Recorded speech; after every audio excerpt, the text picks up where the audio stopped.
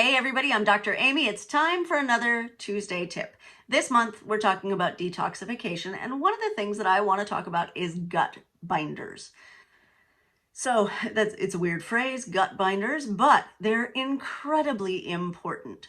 So these are things that you ingest, right? You eat them, but they don't ever get absorbed into your bloodstream. They stay within the lumen of your gut, right? So they just travel through all the way. But what they do, they're usually big, large, floppy, porous molecules that allow some of the things that we're trying to detox and eliminate to bond to them. And then once they're bonded, it actually pulls them through your digestive tract. Now, why do we need this? We need this because humans are weird, thrifty creatures. So we have evolved over time to save resources, right? In every sense.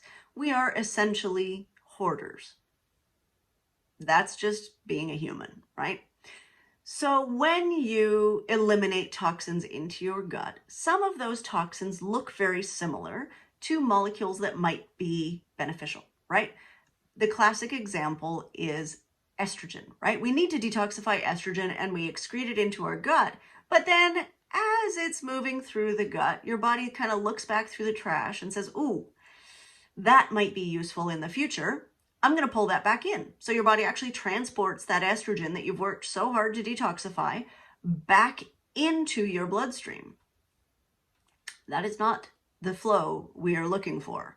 We want that estrogen to go clear through and be excreted like it should be so that detoxification actually happens, right? Because most of us are estrogen overloaded from plastics and phthalates and all the things. Yay. So what we need in your gut is actually a gut binder, right? Because once the estrogen is stuck to that gut binder, that big floppy porous molecule, then we can't pull it back in. It's done, right? That one is leaving the body with that big floppy porous molecule. So gut binders include things like fiber. Fiber is a wonderful gut binder. It's great, right? It's big and floppy and it catches all sorts of things. Also, bentonite clay, food grade bentonite clay, not just random bentonite clay, food grade, please. We don't want like arsenic in it too. So food grade bentonite clay. Zeolites, not the nano zeolites, but like regular size zeolites, which is basically another form of clay. Diatomaceous earth is a great gut binder, right? These are all big floppy molecules that catch lots of things.